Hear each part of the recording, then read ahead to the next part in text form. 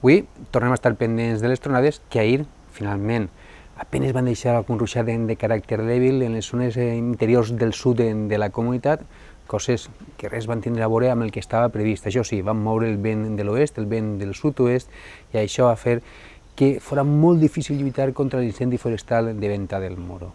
Situació meteorològica que ha millorat en les últimes hores, el vent ha girat a llevant, l'ambient és molt bascós però és més humit i sempre, diguem, aquestes condicions són més favorables o almenys no són tan desfavorables per a fer front a un incendi forestal. En les últimes hores veiem la presència de núvols mitjans i alts, sobretot al sud-est de la península. Hi ha núvols amb més activitat a la zona del mar d'Alborán, pujaran cap al nord i afectaran al llarg d'esta vesprada i durant la nit i matinada les zones més interiors de la comunitat valenciana, on avui estem en avís groc, perquè podran formar-se tronades que puguen vindre acompanyades de pedra. Hi ha avisos taronja, fins i tot en punts d'Aragó, al límit en la comunitat valenciana, i per tant caldrà estar molt atent a veure com evoluciona la situació meteorològica.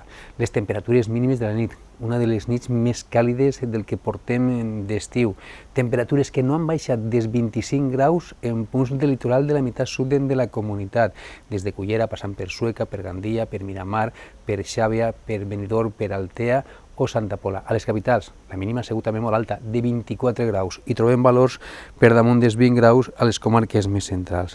Les temperatures més freqüents, aquests 16 graus d'Ademús o també del Toro, i la resta de zones de l'interior de 18 graus. També hi ha hagut zones de l'interior on les temperatures no han baixat dels 20 graus en tota la nit.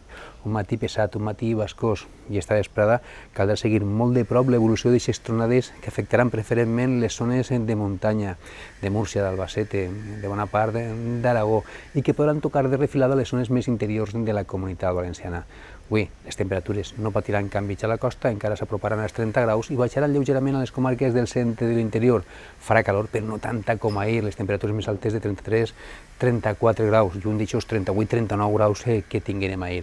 Demà dimecres, un dia d'oratge variable i insegur des de primera hora del matí. Podran escoltar-se trons pràcticament ja des de bon dematí a les zones més interiors i del nord de la comunitat. Les temperatures mínimes no patiran canvis, de nou una nit difícil de dormir, difícil de passar, perquè l'ambient serà molt bascós.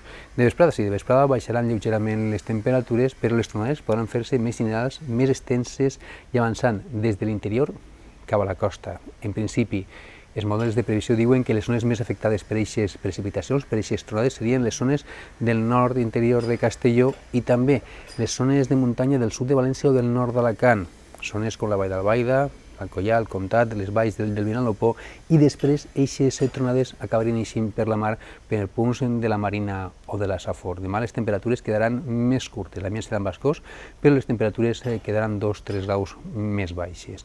Dijous sembla que encara poden tindre risc d'alguna tronada, d'algun ruixat a les comarques més centrals de vesprada, un dia que serà més estable i amb temperatures més altes. I sembla que la segona part de la setmana vindrà marcada per oratge estable, per sol, per pocs núvols i per temperatures en ascens.